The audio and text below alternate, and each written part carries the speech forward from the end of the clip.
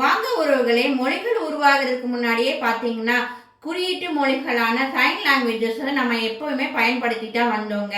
இன்னைக்கும் பார்த்தீங்கன்னா, போக்குவரத்து, சுகாதாரம், கல்வி ஆகிய துறைகள்ல நம்ம இந்த குறியீட்டு மொழிகளை பயன்படுத்திட்டு தான் வரோங்க. அப்படி நம்ம தினந்தோறும் பார்க்கக்கூடிய மருத்துவ குறியீடுகளை பத்தி தாங்க இன்னைக்கு நம்ம விரிவான காணொலியா பார்க்க போறோங்க. நிறைய இன்ட்ரெஸ்டிங் இன்ஃபர்மேஷன் காத்திருக்குங்க. ஸ்கிப் பண்ணாம பாருங்க. சப்ஸ்கிரைப் செய்யாத சொந்தங்கள் பெல் பட்டன் அழுத்தி சப்ஸ்கிரைப் செஞ்சிருங்க. பிரிஸ்கிரிப்ஷன் என்பது ஒரு அங்கீகரிக்கப்பட்ட மருத்துவர் நோயாளியை பரிசோதித்த பிறகு அவருடைய உடல்நிலை முன்னேற்றத்துக்கு மருந்துகளை எழுதி கொடுக்கிற சீட்டு தாங்க. நம்ம எல்லா பிரிஸ்கிரிப்ஷன்லையும் ஆர்எக்ஸ் என குறிப்பிட காரணம் என்ன என்று தெரியுமா உறவுகளே?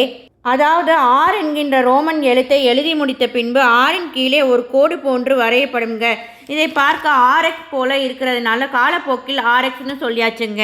ஆர் என்கிற எழுத்து பார்த்தீங்கன்னா பழம்பெரும் எகிப்து நாட்டை சார்ந்த சூரிய கடவுளை குறிக்குதுங்க. இந்த ஹாரஸ் என்னும் சூரிய கடவுள் பண்டைய எகிப்து நாட்டு மக்களின் எல்லா நோயும் பிணியும் துன்பங்களையும் தீர்ப்பார் என்று மக்கள் நம்பினாங்க. இன்றும் மருத்துவர்கள் அதே நம்பிக்கையில் ஹோரஸ் கடவுளின் கண்ணை ஆர் என்ற குறியீடாக பயன்படுத்தி வராங்க. அது மட்டும் இல்லாமல் ஆர் என்கிற ரோமன் எழுத்து ரெசிபி என்கிற வார்த்தையை குறிக்குதுங்க. இந்த வார்த்தையின் அர்த்தம் எடுத்துக்கொள்ளுங்கள், ஆங்கிலத்தில் டு டேக் என்பது தாங்க.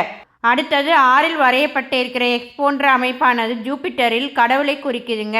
இவர் இடி, மின்னல், மழை ஆகிய இயற்கை சீற்றங்களை தன்னகத்தில் கொண்டிருப்பவர் என்று ரொமானியர்கள் நம்பினாங்க. நோயாளிகளுக்கு வைத்தியம் பார்க்கும் முன்பு இந்த ஜூபிட்டர் மற்றும் ஹோரஸ் கடவுள்களை வணங்கிவிட்டு தான் மருந்தினை பரிந்துரை செய்வாங்க.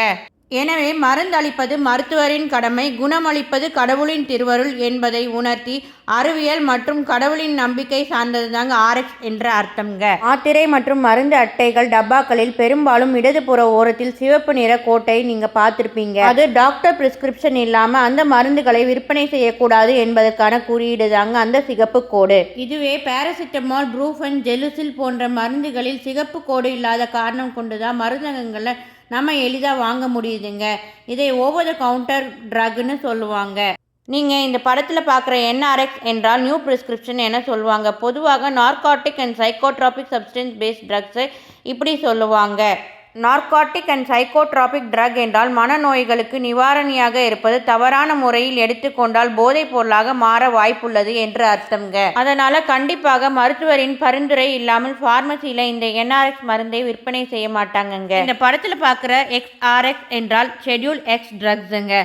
எக்ஸ்ஆர்எக்ஸ் மருந்துகளை மனநல டாக்டர்கள், மயக்கவியல் நிபுணர்கள், புற்றுநோய் மருத்துவர்கள் மற்றும் கூடுதல் உரிமம் அதாவது அடிஷ்னல் லைசன்ஸ் பெற்றவர்கள் மட்டுமே நோயாளிகளுக்கு நேரடியாக எக்ஸ்ஆர்எக்ஸ் மருந்துகளை தர முடியுங்க.